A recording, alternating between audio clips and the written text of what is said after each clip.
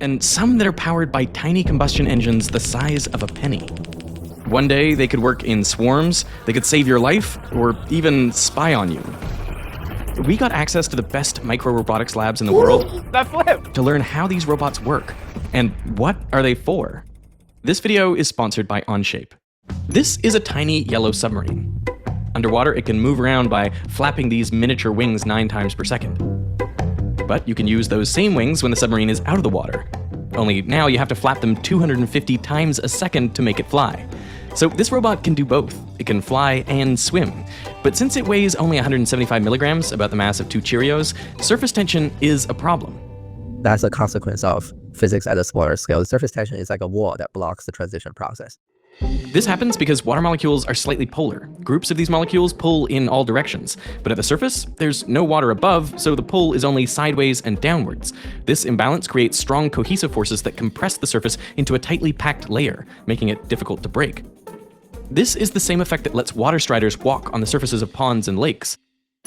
This other robot weighs only 68 milligrams, and by using a spring mechanism that mimics a flea's leg, it can jump without breaking the water's surface, just like a water strider. It's like there's solid ground below. Now that's great if you want to stay on top of the water, but this barrier can also be a problem if you want to go underwater. To escape this trap, the submarine splits water into hydrogen and oxygen, and then stores these gases in a buoyancy chamber. It does this because the wings are super fragile. If they started flapping while the robot was still trapped underwater, they would break right off. So the buoyancy from the gas helps bring the fragile parts of the robot out of the water.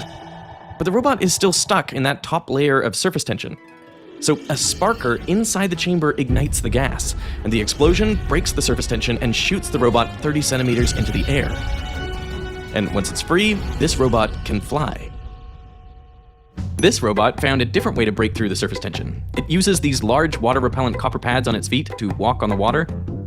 But when it needs to dive beneath, it applies 600 volts to those pads, which creates a positive charge that attracts water molecules to it and breaks the hydrophobic barrier, and that allows it to sink on command.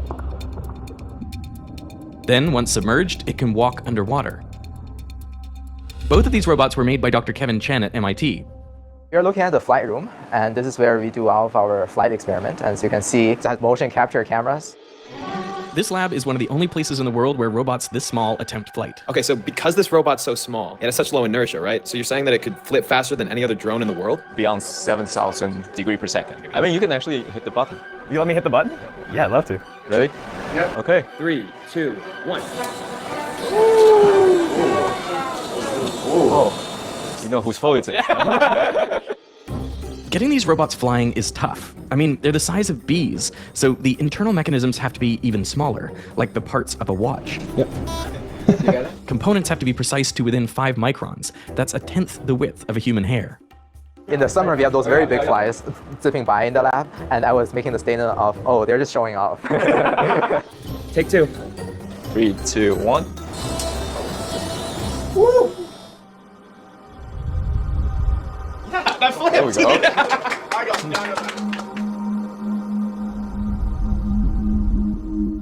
So these bots fly, but not like birds. I mean, they don't soar.